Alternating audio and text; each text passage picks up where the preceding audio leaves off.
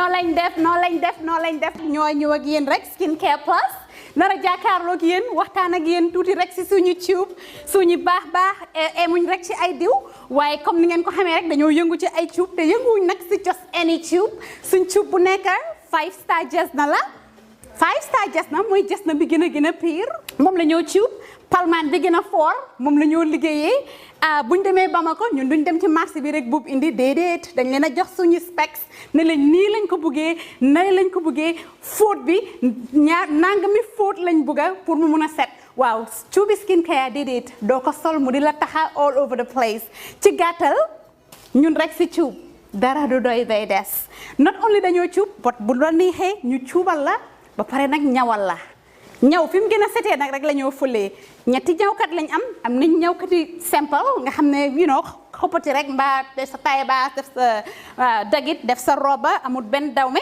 am nañ koo xam ne moo ñoo dawme jigéen den am nañ tamit special ñawkat boo xam ne ñawi góor rek la ñoo defal nga bugg sa his and hers muy korité muy tabaski mbaa muy ngénte muy takka mbaa nga bugg rek def sa yëkka bu baax a baax daagul ba ñëw skincare plus ñu dimbali la tànnal la cub fam gën a baaxee ndax sa yëkka gën a foor lii ngene lan xoolal bi takka la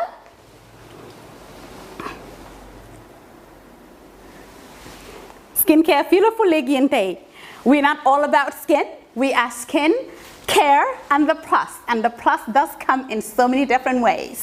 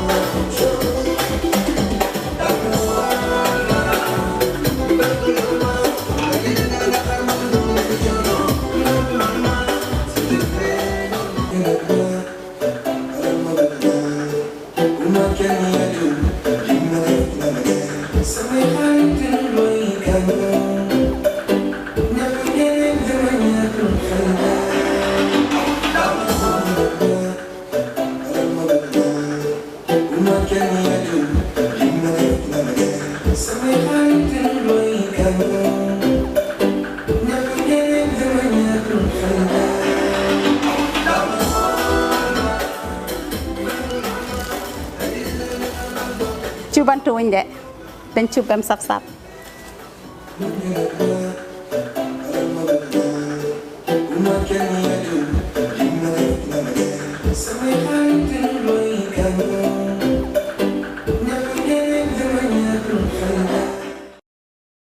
Dreaming of owning a property in a prime location with great proximity and fantastic neighborhood?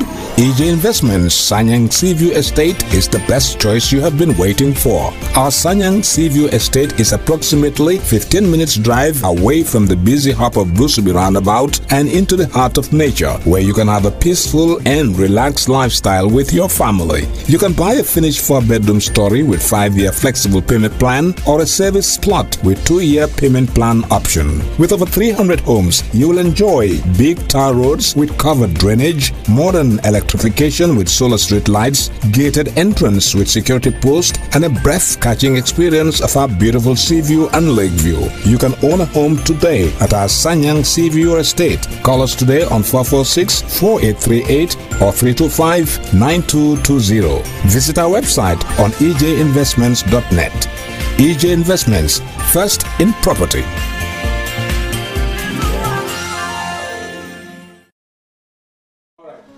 Honey, did you remind him that the last time he sent the money, it was not enough to buy all the provisions? Oh, sorry, I forgot to tell him. Are you guys talking about money transfer to buy provisions?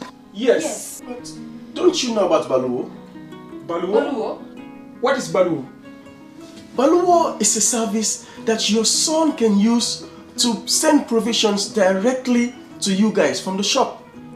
And you don't have to worry about the exchange rate. Tell me how Baluwo works. It's very simple. Just log on to baluwo.com and shop, or download the app on your phone. You can shop on the website or using the app to buy online basic products for your family and friends. With Baluwo, you decide what your money is spent on. Your money, your choice. Buy online products for your family and friends in the Gambia, Senegal, Nigeria or Mali. Baluwo, better than sending money.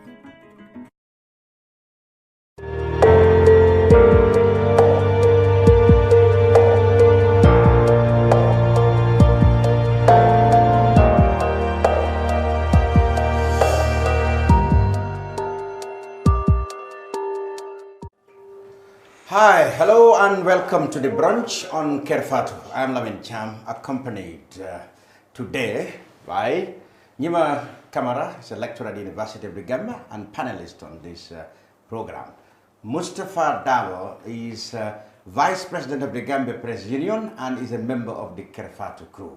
Welcome, lady and gentlemen. You have to say Vice President. Yes, Of course, because I am the Vice President. Yeah. Right, in this week's program, our usual press review will discuss the multiple allegations of rape against former President Yahya Jammeh and of course the TRRC saga involving former junta member Yankuba Toure. Plus, in the guest segment, we're expecting a former Vice President, Bakari Bunja Dabo, who is expected to join us if time allows, of course. Hopefully he will make it into the studio. So, we welcome all of you around the world, wherever you are watching us, in the brunch this week. Without wasting time, we'll go to the press review.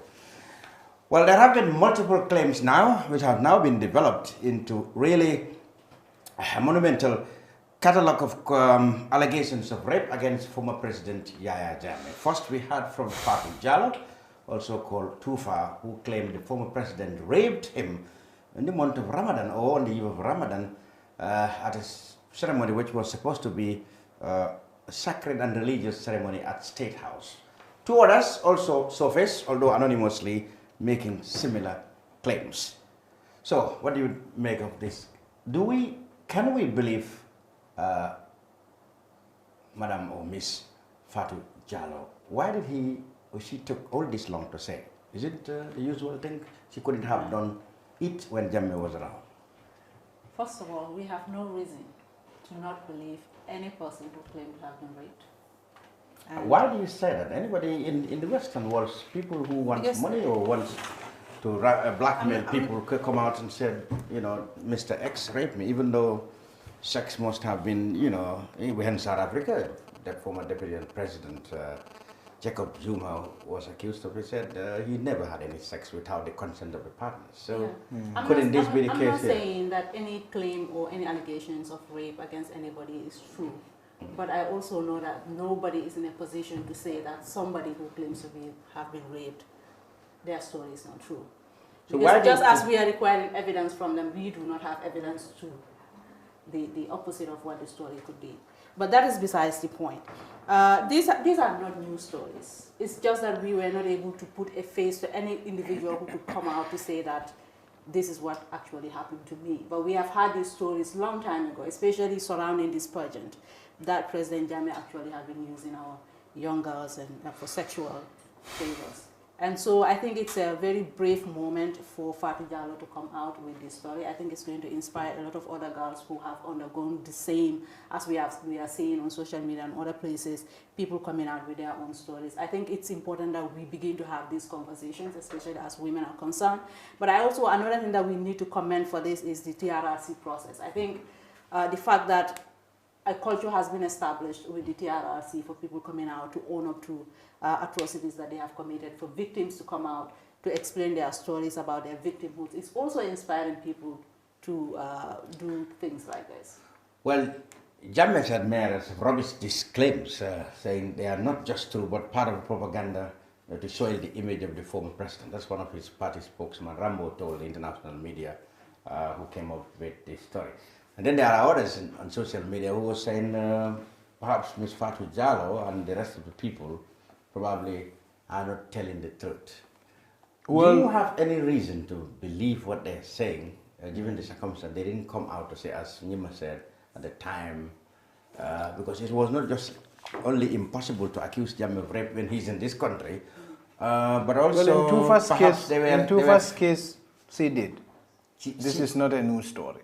All right. In Tufa's case, it happened even when Jammeh was in power. When Tufa was in this country, or after he left? When she left the country. When she left the country, she went to Senegal. These stories are not new. Yeah. And the allegations of rape against Jammeh is not new either. And these are stories that we have heard a long time ago. We've heard it rumored several times. I think if I were to test Tufa's story as a journalist, let's have a conversation like journalist-source relationship. If Tufa comes to you and say, I've been raped by Jammeh, one thing you want to know is, was there a relationship in the first instance? And in this case, we know there was. No, I would agree. I am saying in relationship, I mean by access. Was there an access? Had Jammeh had access to do, that's what I mean by relationship. Okay. Was there an access? Because even in the basics of police investigation, they would say there has to be access, there has to be motive as well. Yeah. But did Jammeh have access? We all know he did. Okay. We know the relationship was this girl, a vulnerable person, 18 years, coming from a poor background, had times met with Jammeh. We know that.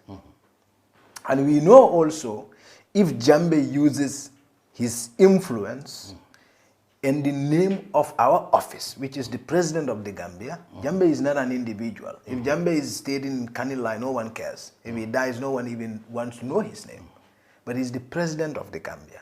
Now, this girl was not meeting Mustafa Kedawa, he was meeting the person that Gambian people voted for, not just because of anything, but also because of the trust they've had in him. Now, you understand? Yes. Now, that person cannot use his identity, his influence, and his office to access a girl and give her resources for sexual favor. That alone is immoral. Good. Now the point is, rape aside, if Jammeh uses his influence to access this girl through that pageant, in itself is immoral, and any attempt to back that is disgusting. It doesn't matter whether you are a politician, or you're not a politician, or you support Jammeh, or you don't support Jammeh. The nature or the bad nature of the act is not questionable. What's questionable? Must we believe Fatou Jallow and her colleagues who accused him? And you painted a good picture of whether it was possible for Jammeh. For Jammeh to be able to even do this. I want to make this clear. Whether it was possible for Jammeh to do it. The question though is, why should we not believe them? All right, that's what I'm saying. Because if we like what he is saying, the first thing that will come to our mind, where and how can Jammeh do this? Now, did Jammeh have access? Yes, we know he did. He has painted some picture, which was obvious to everybody.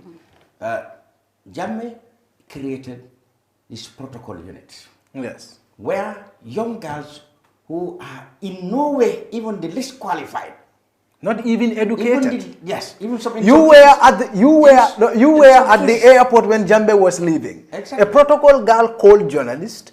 She couldn't even express herself in one word. Now, I'm coming. To tell us He created yeah, this unit, employed young girls who are not the least qualified even to be near State House. State House. Have been employed as protocol girls. Obviously, this kind of action really would suggest in some ways that Jammeh must have another motive for these people's presence around. TOR. Yes. Yeah. And not just because they are professionals. Obviously, they are not professionals in the And areas we know, appointed them. and we know. That raises suspicion. Also. Yeah. Also, the girl described very detailed scenes of how this happened. Yes. You know, she said she was left in a room. She even named somebody who has been accused of doing this type of things. Being a pimp. Woman, being a pimp. So all these things, like were said before. And the revelations we are hearing from Fatou and the colleagues is just corroborating them. Corroborating it. Corroborating Now, them. it's just for the first time somebody is bold enough, comes to sit in front of the Gambian audience and tell them, I have been raped. But the problem, the issue, look, there were times when Jammeh appointed certain people this and that. Even in the grapevines, what do you hear? In the grapevines, you hear that, well, it's because of this, it's because of that, because of that. That is what I am telling you. So, Fatou has not come to tell us anything new. Only these are things we've heard several times. Except to tell her story. Now, you know, of course, some of these things are coming up in the 6th session of the TRRC. Would that change the fundamental shift of attention from this kind of, the type of human rights we have been discussing now to this one? How do you think any other person, apart from Fatou, would come out playing? Trust me, you would not believe it. There are incredible amount of people. Even you, someone might have walked to you and tell you, I've seen a story of this nature. There are incredible amount of people out there who are claiming they have been abused sexually by Jammeh. Look, the point is, even when you touch me up inappropriately, it's wrong. Absolutely. That's what is wrong. Another So thing what is is that baffling? we don't have, most of our girls are not empowered enough to deal with situations like this. You grew up in a very traditional society where talking about sex is a taboo. Talk less of having been abused and having someone that you can have the confidence to talk to. Like, how many of us can even talk to our mothers or our fathers about something like this? So it's been such a long time where girls have to go through things like this and they are not courageous enough to come out to deal with this. Fatou Jallow has an opportunity that most girls do not have. She has gone outside, she has relationship with people in influential positions who have empowered her enough to own up to her story and to share her story. And I believe if we as a public embrace this in a positive light, we are encouraging other girls to come out and testify. And the point in fact is honorable. The point, Mr. Cham, is when have we found Jammeh to be if we can believe he kills people, if we can believe Jammeh killed rapes? people or he ordered people's death, Yeah, we can't believe why is it become so fashionable now that he's not here, that everybody is coming out with because this is the time. Because it wasn't possible when he was here. This is the time, like Fatou herself put it more eloquently. Silence has been a disaster. Comfort in our country has been a disaster because all along, what everyone wants is for you to tell a story that's comfortable. And Fatou has come to tell us that this story is uncomfortable. But comfort has become a disaster in this country. What do you make and we have to start to talk about the uncomfortable. What do you make of suggestions that some of these girls, yes, may have had relations with Jammeh, but actually it was all consensual sex? That in itself is wrong, Honorable. Well, look, but you cannot say that rape. is, In that case, you cannot look, say rape. I'm not saying that is rape. Nobody questions the immorality of the act. The power dynamic. But we are now talking about rape. So there are suggestions of these people who came out, and there are many others who haven't come out, who are suspected to have relations with him, but then it was all based on consensual sex. Honorable. They were getting money. I will give you an example. This happens, it could happen here, we are not aware of it, but this happens in the West that I'm aware of. You have fathers having relationship with their daughters. And sometimes their daughters are of, incest. They are of age, and you would say legally it was consensual. But when it goes to court, the father gets blamed because of the power dynamics there. No, and the abuse of trust. That's incest. That's No, I illegal. understand. What I'm trying to establish here is the power dynamic. The fact that one person has more influence than over the other person. And not to just a that. point This where is- even if they would have agreed to an act, you cannot necessarily call it consensual because of that power imbalance. And this is not And the maturity This imbalance. is not a person. This No, is the- no, the- no. the This is morality- the no, not just immoral. Yeah. This is the person who uses our influence, what I'm uses our resources to access a girl. Now listen, you are speaking so convincingly that this is definitely happened. We are talking about no, allegations. no. Just slow down a bit. Supposing No, I am the saying TRC in case you are giving me a situation whereby, say for instance, if it's consensual, say it has happened and it's consensual.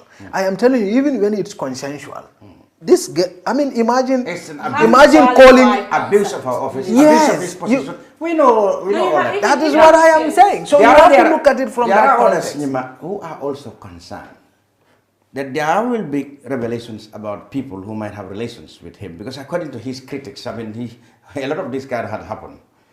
And I remember even when he was in power, some online newspapers were publishing names of people who are respected, married women, accusing them of sleeping with Jammeh. If this Fatu Jallow thing developed into opening more Pandora's box, don't you think there's a fear that some marriages or some other people might be revealed who definitely will be terrifically embarrassed or their lives will be ruined And there wouldn't be anything when wrong it with became that. clear that they too had a relationship with Jammeh? There wouldn't be anything wrong with that. We have two people. We have the victims, we have the perpetrators. You are either a victim or a perpetrator. And it is about time that people are comfortable talking about these things. It's about time that people who have been hiding behind their positions, who have committed these kind of atrocities against young girls, come out and face the justice that they deserve, right? But that's besides the point. I mean, when we are talking about these things, we have to always look at where the influence is coming from and why would somebody agree to have a relationship with Jammeh. Fatu Jallow has said in her testimony that she, at her young age, and the fact that she was not very familiar with Jammeh's brutality and his show of power, she had refused him marriage. And Yes, that's it. that was her naivety that led her to that, which was fortunate for her.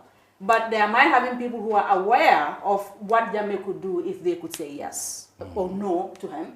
So even though they could agree to have sexual relations with him, it would be against their better judgment that if I said no, the consequences will be more brutal.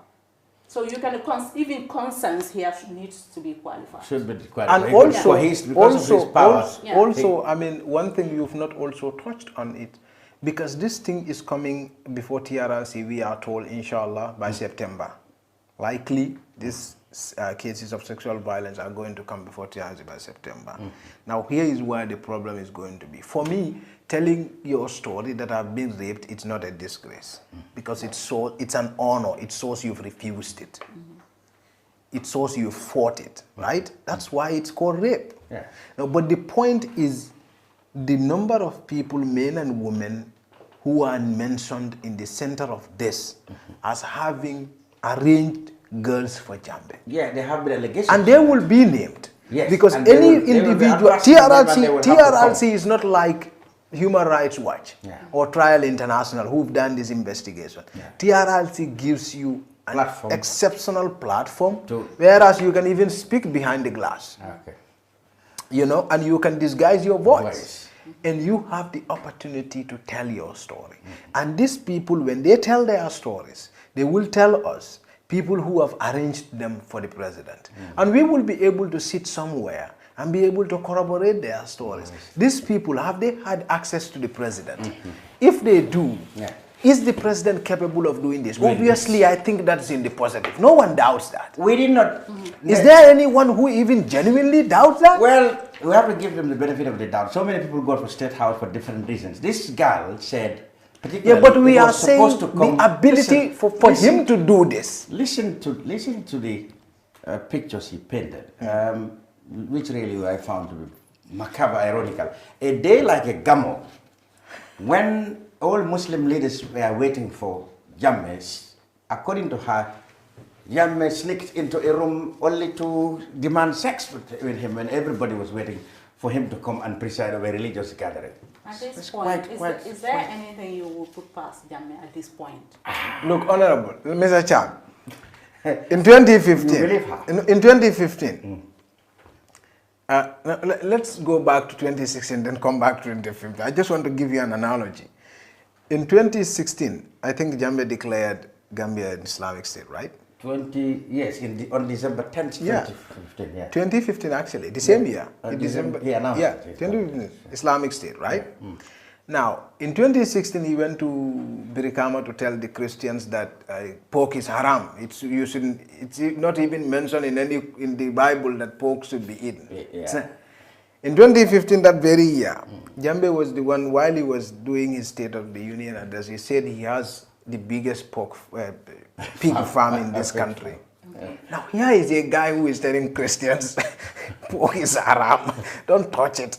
And on another hand, he has the biggest pork. He's the biggest rearer of Yeah, so this is pigs. the guy.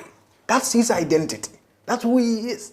This is the guy who tells you one thing, so nice, so beautiful in words, and in actions, he's something else. I mean, we know these things. Are they not clear? But what his officials said, this is just a continuation of a systematic,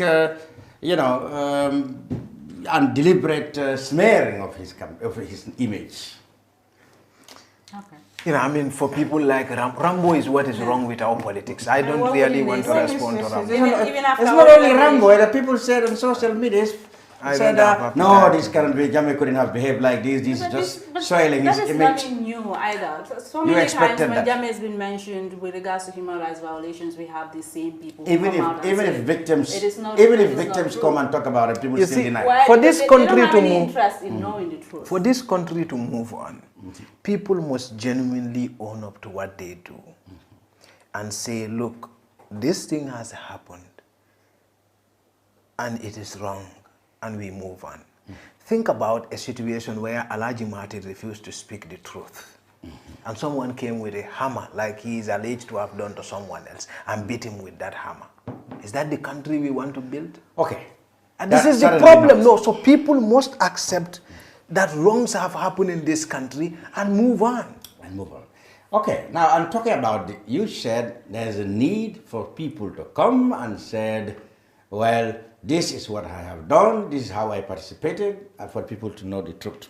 But one man who refused to do that is Yankuba Toure, ex-military, Jonathan pioneer of the 1994 coup. He created a scene by coming to the commission and insisting he will not testify because he had an immunity under the 1977 constitution. He caused outrage and sparked a lot of debates, legal debates, surrounding what is possible and not possible under the 1997 constitution. But now, did Yankuba did himself any favor by allowing this circus surrounding him from TRC right down to the Kairaba and beyond, where he's now been kept to the secret place? Could he have avoided this and still pursue this immunity thing that he's talking about? By testifying and refusing to talk about the areas that he believed that are covered by this immunity. How was his behavior? Did he did himself any service? Any good service? I think he was scared. I mean, unlike Sana's case, Yankuba would have to face the nation and tell us how Koro was killed. This is a finance minister with no background in politics or with arms. So you were saying that he was scared. Whereas Sana Sabali could justify, could try to justify the murder of 11 soldiers by saying it was a coup. It was coup atmosphere. Yankuba had none. Yankuba had no reason, no justification for the to allegedly arrange the murder of a minister in his house. I mean, he's not prepared to go through the humiliation of narrating this. He was I scared. wouldn't call it. So he's not prepared to go through that humiliation. So he went on a fishing expedition to cling on to anything that will prevent that. Yeah. And that's why he's speaking on this I immunity. don't agree with you. I think Yankuba's act was purely deliberate. You had people who had an opportunity to prepare a constitution, and from that early on, as far back as in 2001, they had, or was it 1997, they had the foresight to seal or shield themselves against every other atrocities they felt they had committed prior to that period, that even in future they would not be called to answer to those crimes. And Yankuba knew that from that very day that the constitution came into place. And he also has been advised that this is a provision he can use to shield himself. Right? This talk about the Indemnity Act being there has started since the TRRC was instituted. People have been talking about it. There is this act that have given these people immunity. What do we do with it? I think many of us who are not legally minded would have a little understanding of the implications of this immunity. I've seen people saying it has a limited scope. I've seen people saying, in fact, Yankuba Toure was right, but I think here's an opportunity for the Supreme Court to come out to clarify what this means and what the implications are. And Yankuba gives us that opportunity. That's something positive that we can take from what I think there is something wrong with this society, and this is what explains why we are where we are. Now, let's go back to the background. 1997 Constitution has an entrenched clause, which means even Parliament cannot change it without going to the referendum. Now, if the AFPRC, well, that is for certain provisions, not for the entire if the AFPRC will go to that length, to prevent people from digging into whatever they have done in the past, and they did it in 1996. At the time, they had killed 11 soldiers, and they had killed Koro Sise, and probably have looted a lot of money. This was perhaps what's in their mind at the time. At the time, too, the Gambian people were in a hurry to see the militaries back. And when they came up with this referendum, there were campaigns, but then the politicians, I could remember, were divided. Some were trying to have it more scrutinized. Some said, well, the best thing is let's pass the constitution and get to a republic, and get to a democracy, and then we can change all these things. They were never changed. So here we are. But what is important now is, does Yankuba has any valid claim for refusing to testify to TRRC? And what will it mean for him? So here is the thing. The TRRC was established by an act of parliament. And you have that provision having seeming conflict with the constitution. And when conflict arises between laws, we all know that the constitution takes precedence. And this is why we need the Supreme Court to come and clarify on this matter. So it is not for me or for Mustafa or for any one of you to say that he is right in what he does or he's not. Because I've seen that a lot, and I think it's misinformation. Because we don't have that understanding about the Constitution. The Constitution needs to be interpreted by the people who have the ability to do so. But we also know that what Yankuba has refused to answer to is not been covered by the Indemnity Act. How do you know that? Because he's been asked. It was just He has been asked to problems give in the army, information. 1994. To give information about how the army was when he was a member of them. Well, he said that up to 94. And he said he wasn't going to testify. That's a He violation. said he was not going to That is a violation of the TRRC Act. So for that alone, he needs to answer. He could be charged with He could be, contempt. yeah, obviously.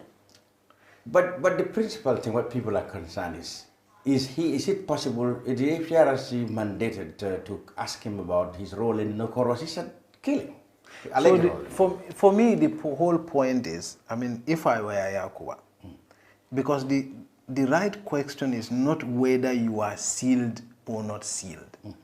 There is no pride in saying, I have killed and I am protected to have killed, or I am granted freedom for killing. There is no honor in saying that. But this is the whole point. And there is no honor in saying that. But you should be surprised that somebody who killed and came back to find loopholes so as to escape being accountable, that would always. Yeah, but there is no pride in that. There's no morality. Because killing is a cowardly act. There is no pride in killing because you don't want to be killed, or in killing because you want to protect a particular interest. Yeah, but the There's no question now pride is, in that. How do we get him to be accountable without contradicting the very instruments that the country has been governed?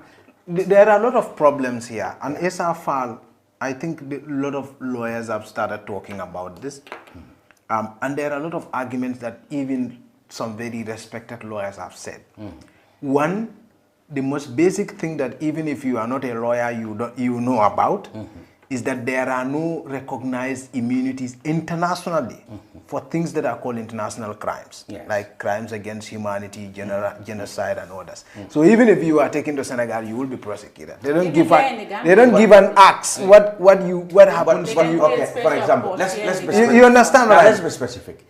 Is dragging Korosise to his house and killing him is murder, plain. But does it classify it as crime against humanity? No, but we are talking about general crimes that were committed by the APRC, AFPRC junta. That young individually, yes. This is just one. No, you are challenging the constitutional, the accuracy, or the Indemnity Act itself. That's what I'm now saying. that's the point here now. Yeah. Now, in order to access Yankuba, you have to break the door. And the door is the Indemnity Act. Yes, that's what I'm saying. You understand? So now if you want to challenge the Indemnity Act, one ESA's argument, let me just lay out ESA's arguments. Because ESA did an impromptu press conference. We shouldn't go there. Because if the Indemnity Act actually gives immunity to Yankuba Toure cannot be dragged to the TRRC using international law, because this is not under international law jurisdiction. No, that's not what I am saying. That's not what I am saying. What I am saying is, if this goes to the Supreme Court for interpretation, what they will be looking at is the Yankuba's argument versus the TRRC's argument. And ESA will be the one doing the advocacy there. Yeah. So I am telling you what the counter argument is to Yankuba's position. To try him now, special. Yes, so people are saying, now even whereas the indemnity, even when the Indemnity Act is right, that law is discriminatory in nature. ESA's argument is that Indemnity Act indemnifies the junta members, but not the people they send to kill. Yes, he said that's discriminatory, yes. He said that's discriminatory. He said also that in his mind clearly, the crimes that the junta committed constitute crimes against humanity. Yes. And we know that the basics are that that's not recognized in international, that's not recognized, there is no recognized immunity for international crimes. So, and then also, I mean, there are a lot of issues. But the question now is, must we wait until these crimes have been tabulated, classified, and made international crimes and referred to competent authority who takes care of that before we can bring Supreme Court sits July. Yeah. Before we can bring Yankuba to account for it? Or what do we do with Yankuba now? It's been kept. Under which authority and under which rule is it being kept? At this point, Yankuba is at the crime. Yankuba has a right to sue. Anti-crime division. Yankuba has a right to sue. Anti-crime division. The TRRC so what is likely to happen? Has a right to sue. Well, he's already charged with charged to contempt. That's what I'm charged with that's one. Yes, he's charged with contempt. Okay. Right. Yeah. So the TRRC has a right to sue Yankuba for violation of their act, and I think that's what they have attempted to do. Yes. They can take him to court for that, and if he was found guilty, he can go to jail. And what did the conviction? But Yankuba can also sue the TRRC with reference to the Indemnity Act for having dragged him into the TRRC for in the first place. Now, what would happen here is that in the meantime, these two things can happen. But what is going to qualify whether Yankuba has a right to sue or not would be if the Supreme Court comes with a verdict. Let's say, for example, the Supreme Court comes with a verdict that says the Indemnity Act, in fact, gives Yankuba to their immunity. What the TRRC or the government can do is to do more investigation to see whether Yankuba's crimes amount to international crimes, and they create a special court and try him in a special court. That would not be under Gambia's constitutional jurisdiction. I doubt if that would be necessary, because if they could, if the crimes junta commits in totality amounts to crime against humanity, Yankuba is not sealed, because the entire Indemnity Act, is tossed out of the window, and Yankuba's cover is blown. Good. Under international law. Yeah. So for me, if I were him, I would not test the patience of the TRRC. I would not test the patience of people whose indulgence, whose sympathy I now very much need, like the Justice Minister and stuff. Yeah. I would go and honorably testify and say what I think had happened. I bought myself some time of freedom, at least 2 years on the TRRC. Then whatever happens in the future, that's. I mean, So you are saying that he acted prematurely.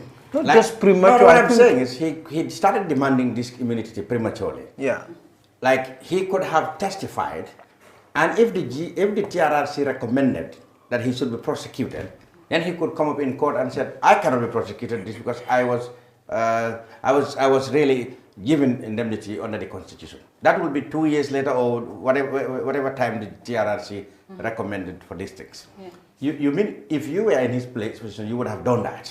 Yeah. Okay, but that is, of course, when you are prepared to lose your credibility by testifying to TRRC and having to face these humiliating questions as to how you killed Koro Sise. Yeah. Even, you see, because the other thing is this TRRC business, whether or not it found you culpable to be prosecuted, you certainly, if you've been adversely mentioned, will lose all your credibility. Absolutely. To it. But what credibility does Yankuba have? He didn't muster the courage and perhaps didn't want to go through the humiliation of having to explain how Koro was killed. That's my point. That was his fear. That's my point. Nyamasara's position was that, yeah. Nyamasara's position was Nyamasara did not see. Smart enough. Yeah, Nyamasara didn't see any fear. He felt that he was deliberately just trying to avoid being accountable. Yeah, I think he made up his mind long time ago. Now, not to go we talk about the back class. process. The back class. That's why I posed this question whether he did himself anything good from this action.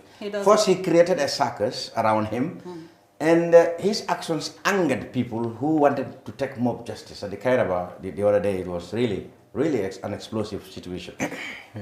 Now, what did this tell us now? Yankuba, for me, set two kind of precedents. One, there are more APRC junta members probably who might be expected to come and testify. Would they take Yankuba similar position? Well, Sana, of course, didn't take that line. He came clean on what his role was. And he's waiting for TRRC to recommend whether he will be prosecuted or not. But then he gained a lot of sympathy and a lot of acceptance from the public. Yankuba, actually, his actions outrage the public more. Do you think if Edward Singate or Jammeh has been called to come and see it, what kind of position would they do? Would they take Yankuba's time? I think Edward and Peter have a lot to lose if they don't testify. If they don't testify. Yankuba has nothing to lose. Yankuba is just here. Edward is outside of the country, some guy who is still into some employment-related issues, whether he's in Scotland or England or, Nigeria or Senegal, Gambia can reach him there. So Edward, I'm not sure would want to go through the humiliation of being ordered arrest by Gambian authorities in each of these countries where they can access them anyways. You cannot run away from Gambian authorities and go to a Commonwealth country there is a lot or an ECOWAS country. There is a lot of international support. Goodwill to supporting help TRRC. I know that. I think... So there's no place to hide. Yes, but I think what I'm trying to say is... But I don't think also Yankuba today has achieved anything out of this in terms of positive that will make another person want to envy do the same him. thing. Want to envy him. One, he has got public outrage. Two, his own safety is a problem now because Yankuba now cannot walk in the streets. And you have to also know Yankuba. Edward Yankuba, with Rose's fault. But at least Edward is a very measured person. Before this incident, Yankuba could go and live in Naurelu, in Badibu. He could go to the Serekunda market and purchase himself a smartphone. He could go to a restaurant and order food. Now he cannot go. Now he cannot go anywhere without inviting trouble. Because as we have seen at the Kairaba, even though the government is keen on people to calm down, it's practically impossible for Yankuba to walk up the street now without attracting danger. So that's why I say, did he get himself any positive outcome from his actions. He hasn't. No one would envy him. And that's But what- like lots people also said, I mean, this is the Yankuba we were described. This is the one they told us. And the about. bigger picture is, didn't this message, especially the actions of the people at the Kairaba, are their actions not sending signals that if the government did not set a good example or did not listen to the cries of the victims, this kind of mob justice may be encouraged and may flare up? That's what happens all the time when the the law is not taking its course. This is what happens all the time, because justice must always prevail. When people feel that their rights have been infringed upon, they want to see the law taking its course. If that doesn't happen, they take it into their own hands. So, for example, it was going to be impossible for the commission to just let Yankuba go on that day. It would have been impossible. Obviously, clearly. That would have It been would have also undermined the process. If they and I can assure you, if government refuses to do anything, people like Asa have a lot to lose by serving a commission that serves no purpose. Exactly. People like Baba Galle have a lot to lose given the profile they've got and the opportunity they could get elsewhere by serving a kangaroo commission. Dr. Lamin Sise, say a commission that will not buy. Commission that will not buy. Yes, that's right. Lamin Sise, Dr. Lamin Sise would also have resigned. Would have no appetite serving a commission that will not have no authority. That will not be even be respected. That will have no authority. Given what he has. Yeah. And I doubt Batambedo appears to be level-headed and ambitious, and I don't think he has any appetite. If his statements are anything to go by, he's quite angry, and yes, quite angry. And if anything, I think these four people are determined to do the right thing. And if they didn't get their way, I don't think they will stay any longer.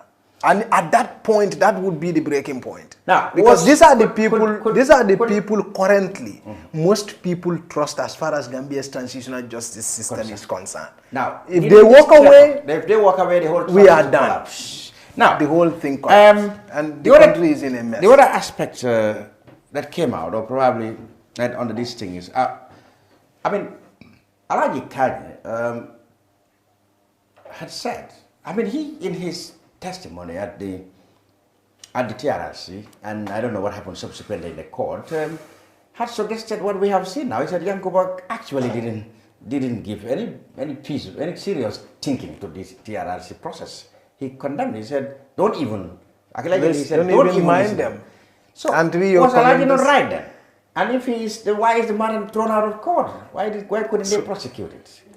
I think Alaji was trying to say Yankuba didn't care about the TRRC. Is he not right? That's what he has proven to us. I think the only reason why the matter was thrown out of the court is because they didn't have enough evidence that they could use against him, because Alaji was the only witness and he doesn't appear to be a credible witness. Yeah. But Yankuba Ture himself have come out at the TRRC to prove that what Mustafa, I think said. His actions lend a lot of credence to what absolutely. What Alaji Kanye said. Absolutely, absolutely. And you know, of course, we know that Kanye have said contradictory things at a point in his testimony. But one thing we know is that one of the things why justice people are also angry and have suspicion regarding the commitment of the government to ensuring justice is letting Yankuba go on that charge. Yeah. But also, let's also understand that Justice Ministry stands at a different vantage point as we are. So they're seeing things differently. Their goal is to ensure that everybody goes to TRRC, because that's where we gain more. Yes, that's right. So perhaps they may have also even not taken this case more seriously because they are trying to get Yankuba to sort of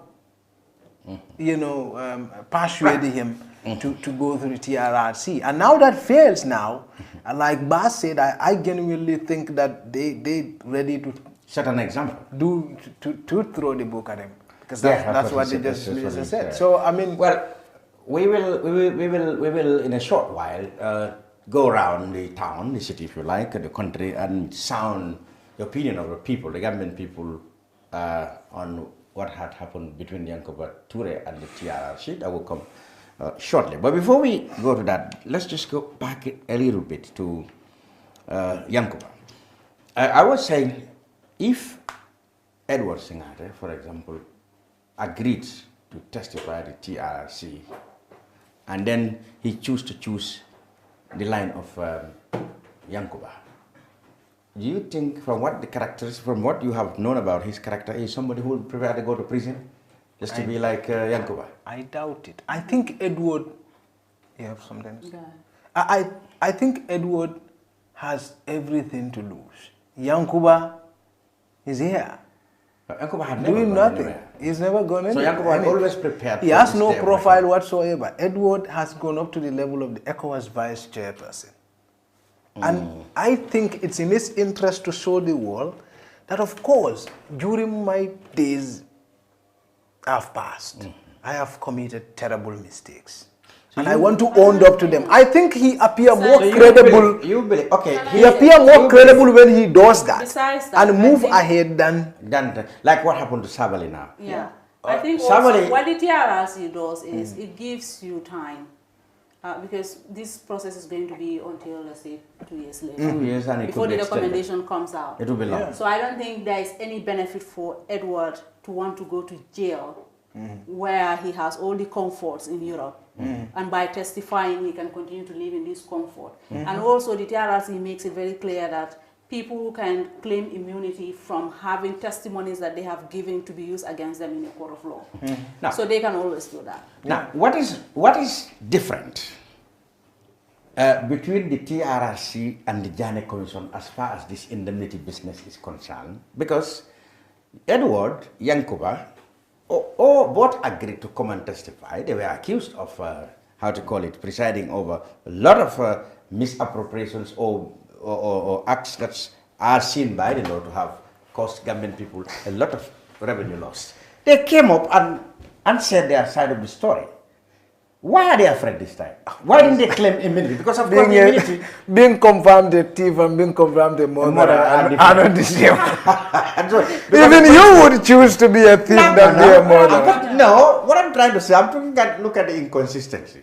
I mean, the indemnity clause covered asking them about money. Covers all the commissions. Yes, it includes asking them about money. Yeah. I don't know what So if they could. No, he's saying Jana Commission. Yes, they came. Which is also a commission of inquiry. They came and testified. Yeah, they came and testified. And they explained, and they immediately covered whatever. Yeah, but think about it. Even in Kiang, you would rather you commit. So you said you are a thief. Yankuba is more afraid.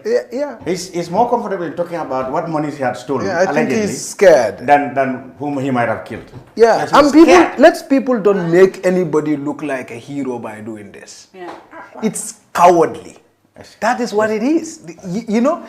Because even the act of killing someone is cowardly. Yes. You kill because you don't want to be killed. You don't want something, you're hiding something. You kill because you want to protect an interest. That's it. So if you are man enough, you get access. You access it. Or if you are a woman enough. All right. So. Right, we'll go around town now. This is the brunch on Kerfatu. I'm Lamin Cham, and assisted by panelist Nyiman Sata Kamara of the University, lecturer at the University of the Gambia, Mustafa Dabo of the Kerfatu group, who always want to remind the people. I'm vice president. Vice president of the GPU, whatever that means.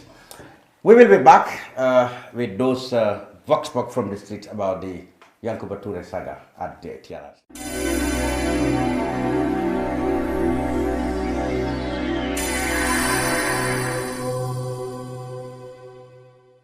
We're out here at Keraba Police for another brunch vox pop. We're here with this gentleman. The question is, what do you think about what happened today at the TRRC regarding Yankuba Toure's testimony? Well, Yankuba Toure mugi ñew di ñi jaay ñi di rew ta warta def lolu because Yankuba Toure dafa wara understand in those days tam ko def mu ngi neewon ci mom wa legi fu mu nekane mu ngi naxar ci mom di ñew bu ga jaay ñi di rew te Yankuba Toure sa mon suma sago rek dañ ko warono bay ñun wi di gamel suñu téy ko tray ko because in those days dañ dan téy suñ pay di la na wata di la na def lu garaw because man in those days suma uncle li sa amna ñu xamne téy len Yeah. Okay. Why still, still, do that, why su way diga. No, we the Gambians didn't understand ki wana diga. So yeah.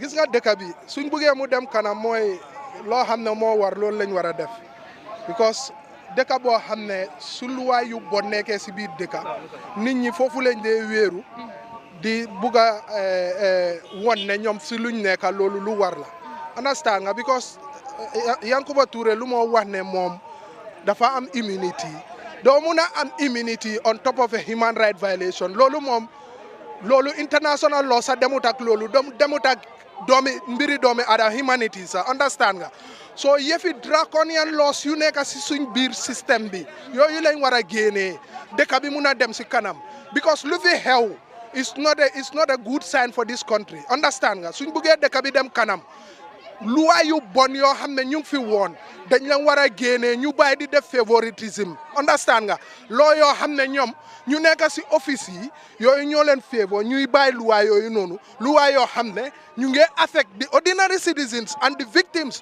and people yoo xam ne ñoo am violation ñuy bàyyi luwa yooyu foofu dafa isi fitna si dëkk bi understand nga so balaa ñoo balaa ñoo fay safaray fitna dañ war a daaxa luy isi fitna because gars yi balaa ñoo start TRRC bi yëfi immunity ak yooyu noonu yëpp dañ war a change loolu noonu yëpp seetal loi bi ba nga xam ne kenn du mun a am fu moo wéeru because fu moo wéeru fine it's not tangible loo xam ne doo mun a rey nit ba pare wala nga ñu accuse la ne da nga rey nit waxuma ne dafa rey nit waaye dañ la accuse ba pare ñu ne nga ñëw seetal sa boppa this is not a justice system this is a fact finding understand nga process so obviously luñ la laajte ñëwal nga wax loolu noonu rek ba pare nga bàyyee ko nit ñi ñu seetal seen boppa ñun ay julit yu baax ak christian yu baax ak non believers yu baax ñoo nekk Gambia because lu fi xew si difficulties ak atrocities yu fi xew su nekkoon yeneen dëkk la ni kon dëkk bi taal na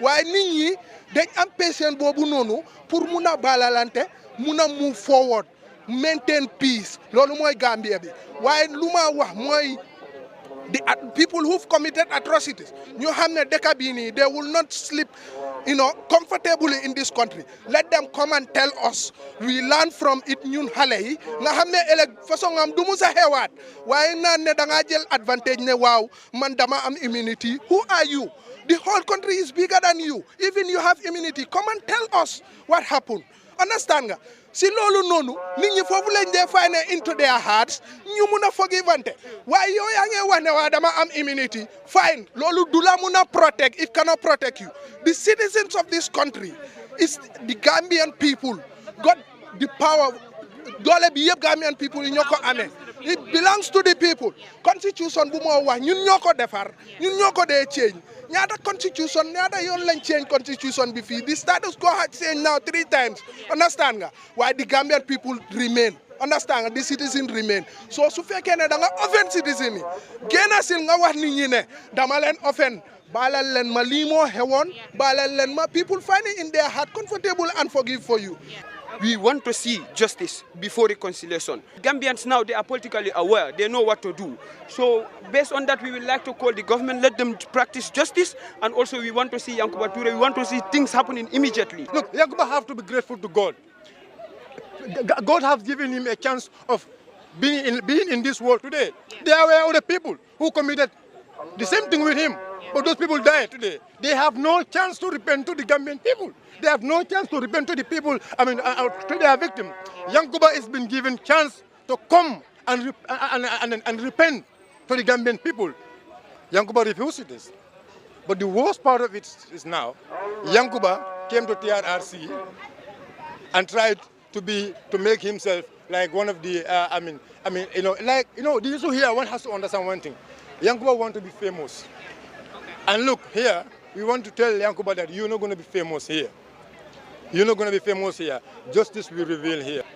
Yankuba has to understand one thing. We are we have legal personnel, we have experts who we have appointed to represent us at TRRC, and they have done things with the due process. You have seen Yankuba came in, went back, came in, went up, went back, and the lead counsel will give him a chance, give him all chances for him to come out and speak, and he refuses. The decision of the court whether they're going to remind him, but I, as a Gambian, I, as a citizen of this country, I am saying here, look, I, as a citizen of this country, I am saying here, in this case, there will be no justice delay.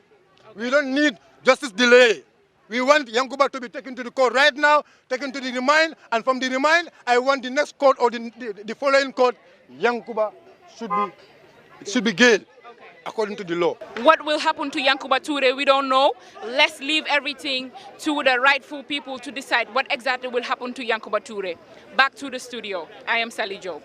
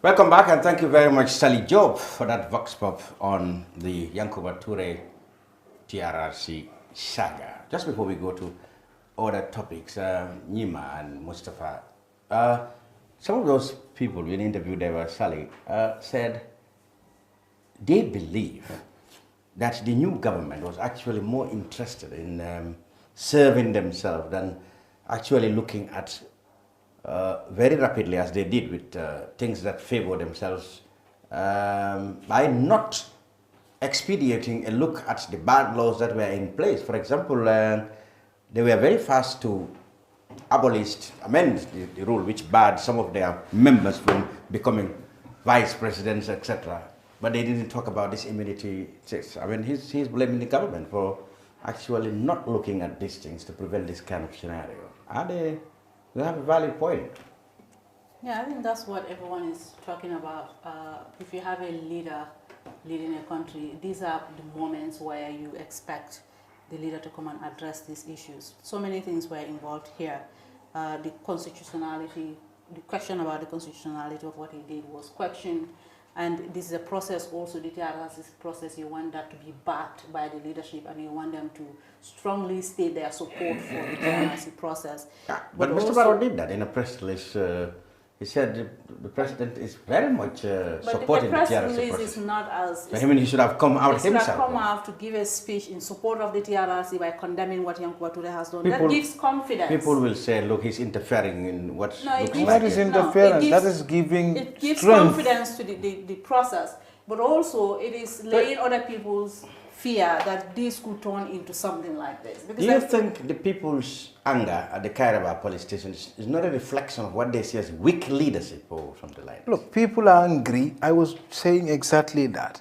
People are angry because of the deteriorating state of faith they have in the government. Yeah, that's why they are angry. They don't have trust that the government can handle this with some seriousness. Personally, I was angry, I was confused. I was like, okay, now we have this, so what's going to happen now? But when I listened to an interview where the justice minister came and strongly condemned this action, and the their position from his side, point of view, what the government position is going to be, and that this is going to be punished based on the laws that we have established in this country. That gave me confidence. At least it relayed my fear. It made me believe that something actually is going to come out of this. That's what you want from your leadership. Yeah, that's exactly office. Yeah. That's the point. That's the whole point. I mean, Justice Minister, incredibly influential, incredibly important in this whole process because he led it. And but even but as a politician, these are the moments you want to take advantage of. You want to be seen to be at the center of things. You don't want things to happen in part. Should have done more by coming out himself, broadcast or something to show support to the TRS, so that the people who wanted to take mob justice would know that, well, there are probably no need because look, there's a what this mob leadership. justice, what this thing we call mob justice tells us is that if there is no justice in this country, it's a threat to national security. That's what it tells us. I mean, people have taken to the street because they felt they were frustrated. They felt someone who has abused certain people have not done the right thing. You may have been there, you may have heard of a boy who was beaten to almost death because he says Yakuba has the right to testify. It was a woman. I saw a woman who was a woman being said it, but a boy was being beaten. Seriously. I saw a woman being beaten myself. Yeah. So, I mean, so you have to see that. I mean, this happens in other countries when people feel the government's response to delivering justice has been inadequate. They resort to delivering their own justice. Absolutely. And that's what everybody call mob justice. So the elites can sit comfortably in their AFCs and think there will be no mob justice. But there will be if there is no justice. The brunch on Kerfado, I'm Lavin Cham, and later we will be joined by the former Vice President of the Republic of the Gambia, Bakari Bunja Dabo, on his life on the Gambia in the 1980s, the 1990s, and the Gambia from 2017 now. And then, of course, the small matter of the issues surrounding his own party, the PPP. All that when Bakari Dabo walks in the studio. So stick around and continue to watch Kerfatu with the brunch. Nima, what is trending? What has been trending? On social media. So the Yankuba Ture case has been trending, but it has become overshadowed by something very important to our national discourse. We have discussed it briefly, now we want to give it social media dynamics to it. Fatou Jallow came out to say that she has been raped by President Jammeh in 2015. She released that information over Facebook, and then the media houses took it up. And just yesterday, they did a press conference. And this is generating the conversation that we had anticipated, that we have hoped would happen. It's about time. Really, it's about time. And the conversation is positive in some corners, but it's also very ugly in some corners. But that's something that we have expected, didn't we? And there are people who are questioning the credibility of these claims. There are also people who are questioning as to why now, why not before, why is all of these things happening now? But also it has inspired other people to come out with their own stories. We have just this morning, we've learned that another very influential person in our political, governance sphere has been mentioned. Really?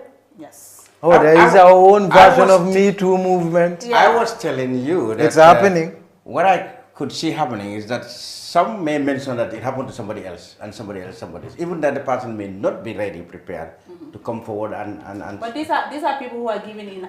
Some are coming out clearly with their own identities against this particular individual, but there are other people who are doing it anonymously. Is there any but some of them have evidence. Is there anybody among the victims who have come out more high profile than Fatou? No, actually, we are saying not just Jammeh. There's an individual called Fofana is her surname. I'm not sure about her first name. Yeah. She seemed to be popular among the urban area here. Particularly, I don't know her very well, but I came to understand that she is a very... Amira is her name. Amira Fofana. Oh. Amira Fofana. So this person have lived with this trauma for so many years, and she had claimed that at some point she wanted to commit suicide because she wasn't believed. And she was raped, I think, twice, attempted rape once. Allegedly by Jammeh? Allegedly by other people. Other people. Yeah. So that's what I'm trying to say. What I'm saying is this allegation against Jammeh is becoming bigger than just Jammeh. It's just opening up a whole lot of conversation. It's not just only direct accusations against Jammeh, but it was alleged that the general atmosphere created by Jammeh through these festivals, you know, and these occasions at State House or particularly at Kanilai have been used, you know, to prostitute women who go there, who went to these places. So, I mean, this kind of scenarios where that it's not only that Jammeh is doing it, but others are taking advantage of the situation doing exactly that. Yeah. Well, as it appears, yeah. Yeah, but let's talk about the conversation that is happening on social media. Yeah. Why, or does it surprise you that many people are coming out and calling these victims liars, or that they have no right to say anything now that if they were not able to, or they were not willing to say these things when it happened? Yeah, of course, we have dealt with that. I think the problem is it was not going to be possible for anybody to openly accuse Jammeh of rape. Just anybody. When you are in this country. No, maybe it could happen with others, but when you are in this country and Jammeh was in power, it's practically impossible. But you know, rape is such that... And then also, I always know that admirers of Jammeh will always, like Rambo Jarre's party deputy leader has said, I mean, there are people who will not take just anything. I mean, they won't find time to analyze what has been said about Jammeh. They just have a categorical no to whatever is said about Jammeh and is in the negative. So those are there. They will never accept anything. Yeah. But do you think, So Mustafa, do you think it's the right thing to do when somebody who is claiming to have been raped, something that is an absolute abuse, and that does not affect you in any way as an individual? What right, what audacity do you have to come out to refute that claim as an individual? People don't carry cameras on them. It's actually reasonable to ask anybody to produce evidence of what happened. Yeah. I don't carry a camera on me. I don't even when I'm prepared for it, I don't go around with a camera on me. It takes people 5 years or 10 CCTV years stuck in to somewhere. understand what exactly happened. That's what I'm saying. And also, I think also it's important that people understand. They try to put themselves in other people's shoes. Now, you are not a woman. You don't even, because there are certain things that no one can explain to anyone. There are such feelings. Yeah, they're just so peculiar to the you person who cannot even understand what it means to be raped. Yeah. When I was doing a story on the trafficking of Gambian girls to Oman, Saudi Arabia, and all these places, I after getting every information and testimonies I needed to get from close to 20 of them, and at different times I document their stories, I took time to speak to someone separate. What does it even mean to be raped? Because I don't even understand. I can't feel it. How do I even understand what it means to be raped? But here is somebody who understands that pain and telling me what that pain means. And there you are telling us that is not true. Yeah. You don't even understand the story itself. It doesn't affect you in any way. I think this conversation, it seems, from what we're getting on social media, it seems that this conversation is widening up. There are a whole lot of people who are willing now to talk against people that we might have hold in high regards. Yeah. I think from me as a woman, and I know that men also can be victims of rape, but for me, from a woman's point of view, this is not a comfortable topic for anyone who has undergone through rape to talk about. It's not a conversation that culturally we are used to having. And I think it's important for people to be more open-minded, to listen with an open mind, to be more empathetic, rather than just coming out to condemn what they are saying, especially when it doesn't affect you in any way. Yeah. And I think it's not true that some are politicizing it. Like they said, these people probably are Jammeh critics or opponents, and that they're just giving fire or ammunition to Jammeh's opponents to, to go to the cleaners with his name. True. Yeah, but the problem in this country is we politicize a lot of things. So that cloud our judgment. Yeah, it clouds our judgment. But you know, you also have cases of this nature that are non-political. Like you have people who are recently been named some in other professions that are not even politics, are now been named as people who are alleged to have committed rape. Serial rapists. Yeah. Now, and they are serial rapists. And the only thing, in my opinion, anybody can do, because it's better to be to be quiet and be thought a fool than say something and reveal all doubts about it. Sometimes what you need to do when certain things are said, if you don't have anything to support it, you don't have anything to disapprove it, just shut your mouth. I think that's what people need to learn. Yeah. And second, people need to also understand that it's not a disgrace to be raped. Because rape, in its definition, means that you've been forced to do something. I've been forced to do it. It's not consensual sex, so it's not you. It's the person who forced himself on you. Yeah, but you know, because the culture is that, I mean, like she said, the culture is, those matters are taboo. We don't do that. Why are we dealing with FGM still now? Because people don't discuss it. I mean, that's where the problem is. Yes. So probably this will set a good precedent for people to come out. If they can do it in such a high profile and such a big open platform against such a big personality, perhaps nobody will sign out to do it with somebody who lives at your street corner, who did it, or who lives in your uncle or your who did it and wanted it to be covered up. Most often than not, they are your uncles or your brothers or your family friends. Some people close. Yeah, they said often it's people who close to the victims who normally get away with this type. And that is why we don't understand the gravity of our situation. This society is trading on a cluster bomb. We need to be able to have a conversation that gives everybody the comfortable space to explain your weakness. When you are in a leadership position or you are in anything, you must create an environment that gives everybody the availability, the space to vent their anger. That is why we must encourage this woman to come out and also vent their anger. Yeah, at least. It's even disturbing for them to keep these stories in them for years and years and years. Think of the trauma.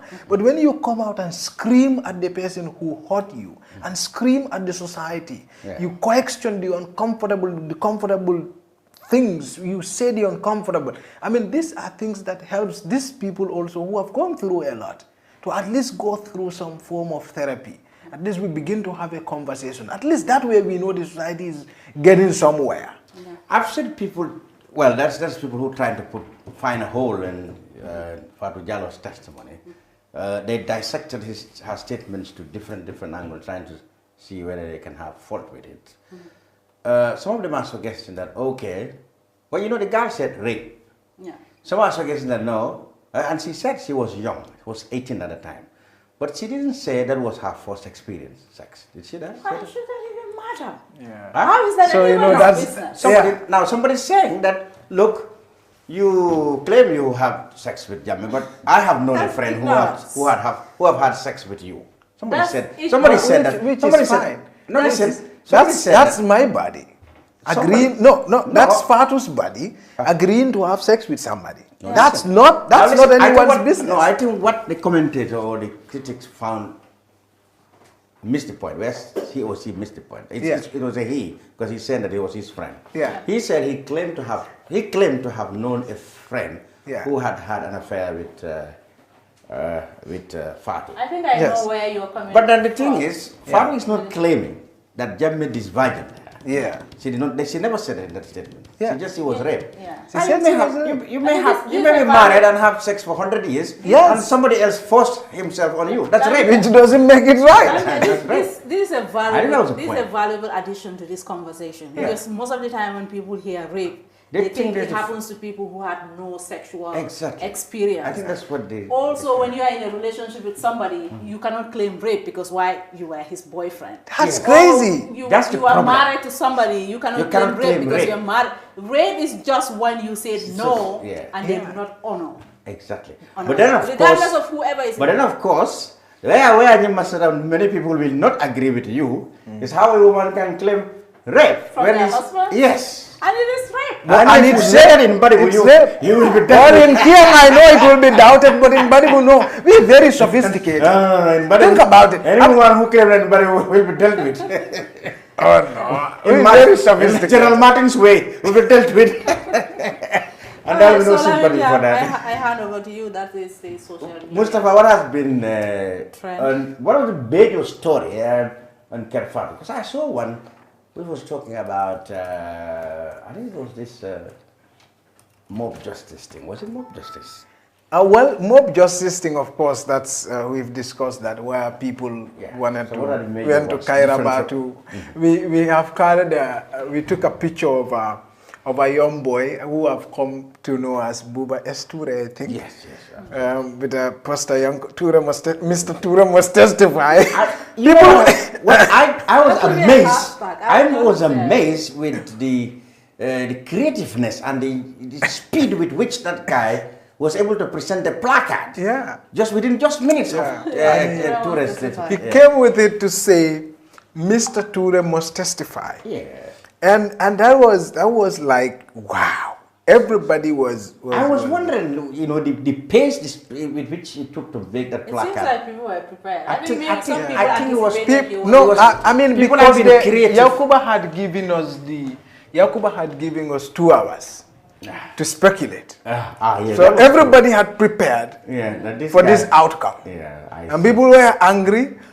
And the chairman gave him up because the chairman said, was the first to draw the line. I have no choice but to arrest you and hand you over to the police station with the jurisdiction over this. That's why people knew it has to be Kairaba. Everybody knew it's Kairaba. And then the fact that everything was being beamed live on television and as he was taking away. So people were going to the Kairaba to wait for the ambush. And it's interesting because when we get to that point, we realize that the police had to whisk him away, because if they didn't do, hundreds were pouring in, there is no security they would be able to hold the fort. Even they themselves could be at the danger. Like, it was a good idea to remove him from the pickup. Yes. To that Mercedes. And put him in an armored truck and whisk him away. Because if they didn't remove him from there, the people would block the door. Yeah, any kind of transport used there would have been destroyed. And the police did an amazing job because they've exercised restraint, really.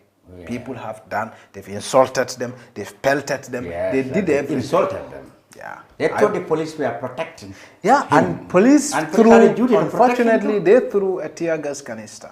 Yeah. One. But that was when the vehicle was moving out. When things were looking as if they were going to go out of control. Yeah, they had to do that. So I think one of the most important things perhaps to talk about is the hiring and the firing still continues. Yes. And Baba Farajo is the recent casualty. Of course, we know the embassies, some of the foreign ministers are foreign embassies.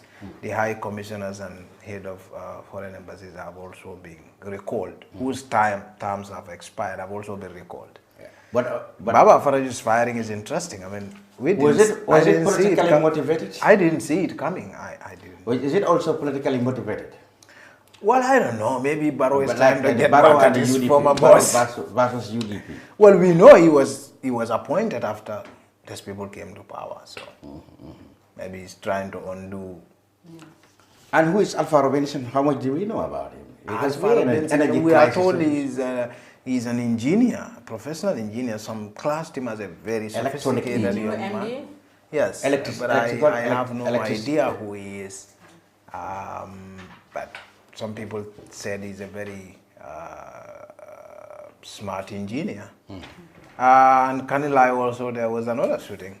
And this time, and this time it was an accident. It was a soldier who accidentally shot his colleague at a guard. Yes, let's talk about that. At a guard post. It was an AK, but it was just at the thigh. And it caused a bit of a fracture. The police said they are investigating, but why is it happening only at Kanilai? Oh, in Foni. No, Kanilai. All these 3 incidents are Kanilai. Why? What did the police PRO have to say about it? Well, the Army PRO actually said, quite frustratingly, that they are going to look into it, but this is not a major incident. This is a minor does that mean issue. that this one did not come out as a result of an altercation or misunderstanding? No. So it was just someone, I think, clearing his gun, but thought he had exhausted all the arms outside, and pulled it. Doesn't that mistakenly pulled the trigger? But doesn't that raise the whole question of weapon handling? Yeah, I mean, it could be dangerous if you cannot handle, if you cannot master the basic rules about weapon handling for you to be armed among your colleagues. Yeah, I mean, this is a problem, but then again, I mean, you know, Army, just when they are winning the confidence, you have incidents of this nature. I think that's the biggest frustration of the PRO at some But I point. think it's important how they deal with it. If they are transparent about it and they treat it professionally, people will see that this is just... At least, the problem is people will find it difficult. Why is it coincidental again? It's kind of like... And this happened just few days after 6 soldiers were arrested and 3 escaped, ran away. So for a problem we are still not told. We are not told what. They're still holding that to sleep. The Army PRO said it's connected to indiscipline and misconduct, whatever that means. And he said revealing this might jeopardize investigation. Yes. That's so these are. So weapon. So we quite part of indiscipline. We have a problem now with soldiers not actually very much offended. Weapon handling, that could be dangerous because they could be in the crowd, for example, they could be in exercise, and then this thing happens. Absolutely. But one thing we also need to talk about, maybe briefly, you can seize the mic. I mean, you're the boss of the platform. Yeah. Okay, so one more thing, because last week we know there was a very huge windstorm. Yeah.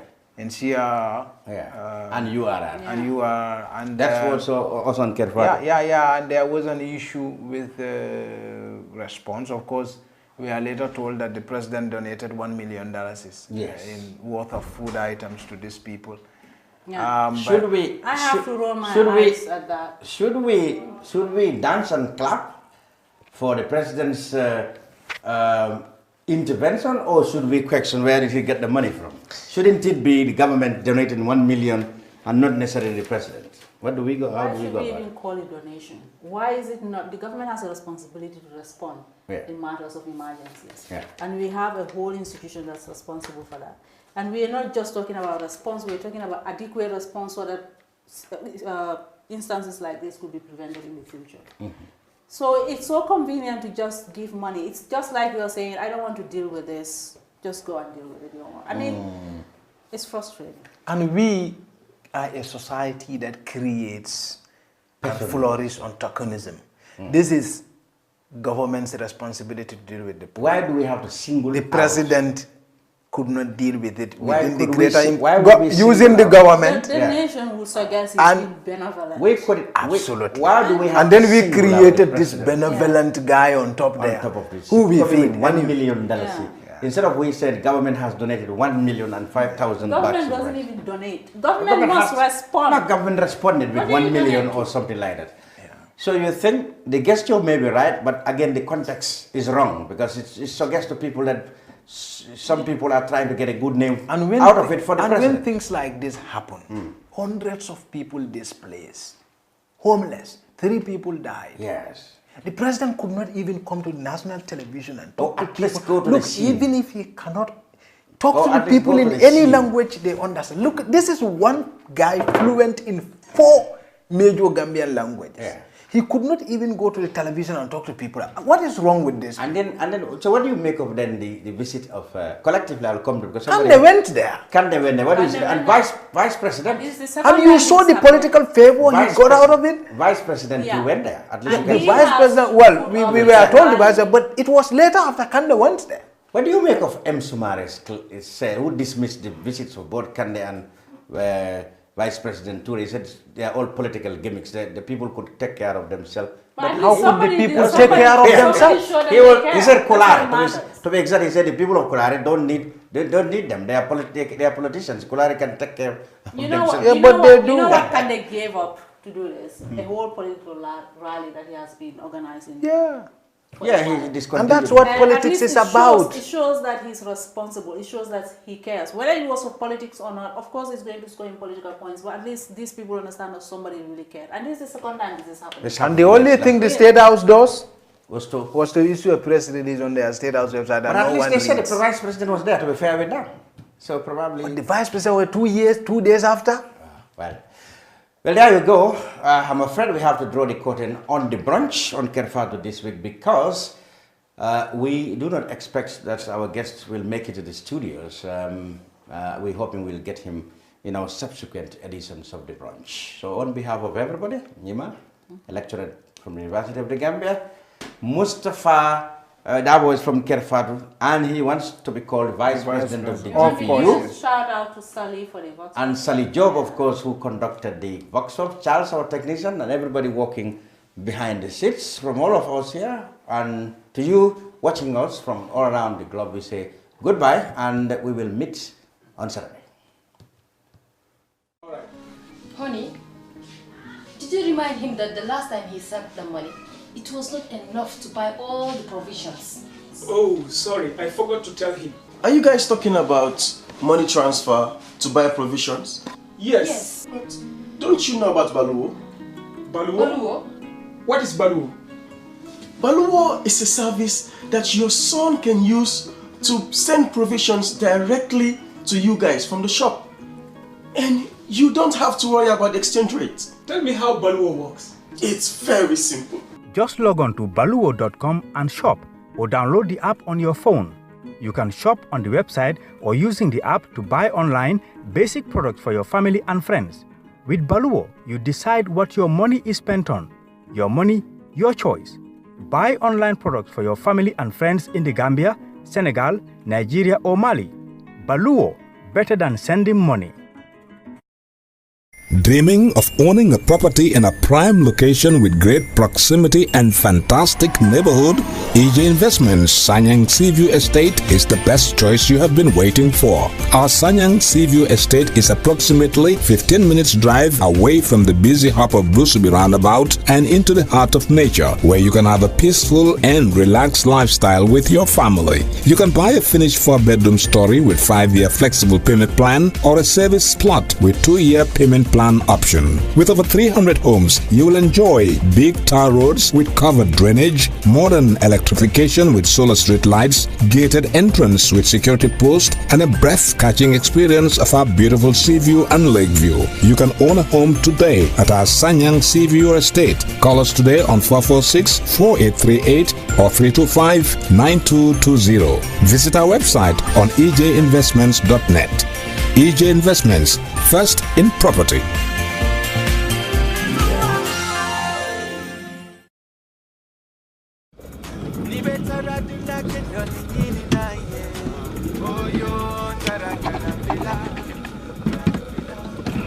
No, ini bara. Welcome. Basically, lots of lala me along is cool, man. That I can really relax. What the madam? Yeah, what the madam? Yeah, let them do somebody. That's right. Grand Villa.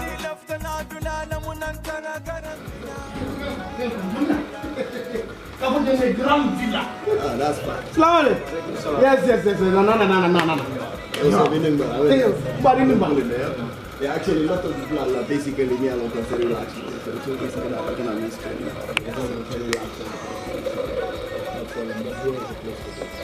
Nina Fanny say what? Nidia, Nena Grand Villa is the best guest house in the Gambia.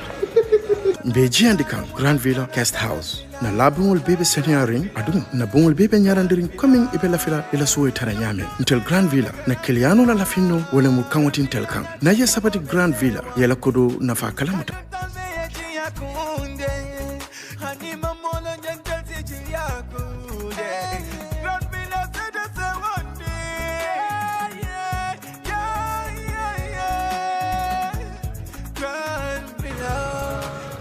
Oh man, this is like a paradise. I know. I so much love this place. Yeah, thank you. Trust me, I love this place. You can move somebody and you're watching what? Yeah. And you want to Gambia. Grand Villa. I tell you. I love this place. Okay. Yes. I love this place, man. Oh yeah.